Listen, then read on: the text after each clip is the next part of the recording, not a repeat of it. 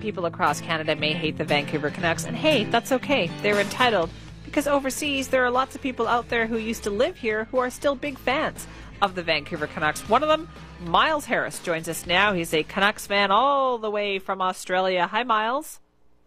Hey, Simi, how are you? Good. You must be a little bit tired. You stayed up late to watch the game, did you?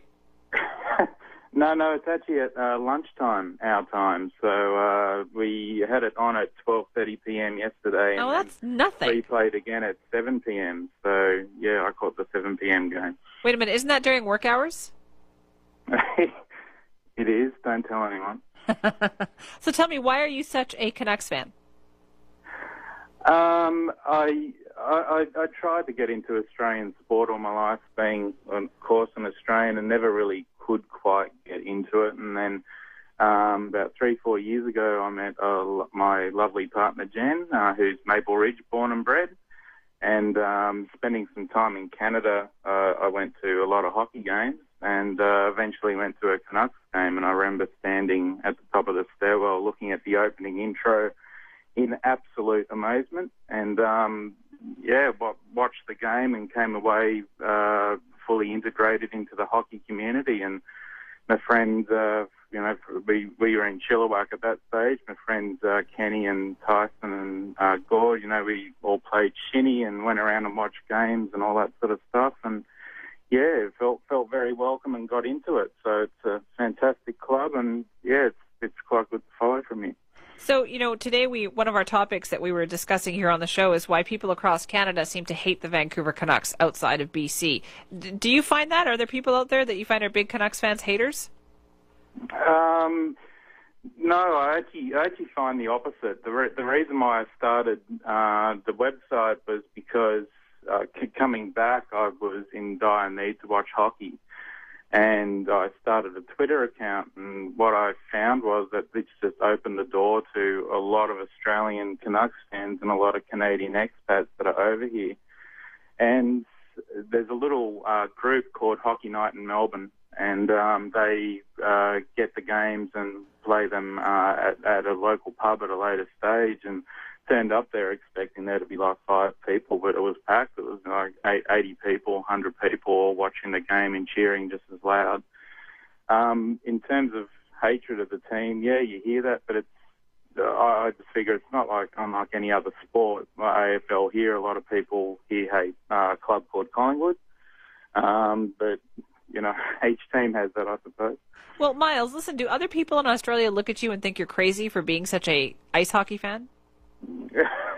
Well, it's a growing sport. I think it's getting more recognised, even to the point that there's a new blog at the moment that has an ice hockey section in it, the Armchair Selector, and we're finding a lot more ice hockey media. We even have our own little league over here, the AIHL, the Australian Ice Hockey League, and it's going quite well, and we've been to a few games, and I'm quite surprised at the thousands of people that turn up to watch that. So I did get a little bit of flack last year after what happened after Game 7, because it went live into Australia, the coverage of that. But I'll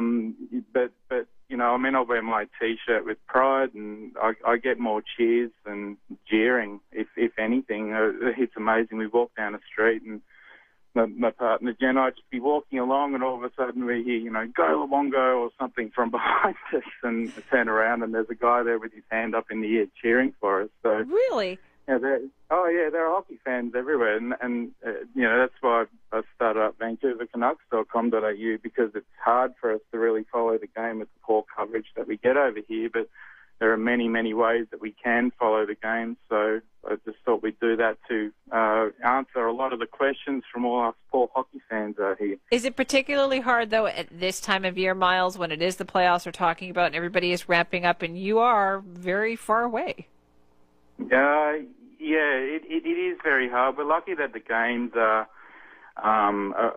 it's a day difference, but it's nearly the same time. So the game on Saturday, the game on Friday, I beg your pardon, your time will be on Saturday lunchtime, our time. So it's not too bad. The problem that we have is our only pay TV provider is only apparently going to be putting on 4 games a week. Oh. So you have a quota. And they do have a quota because apparently other sports are more important.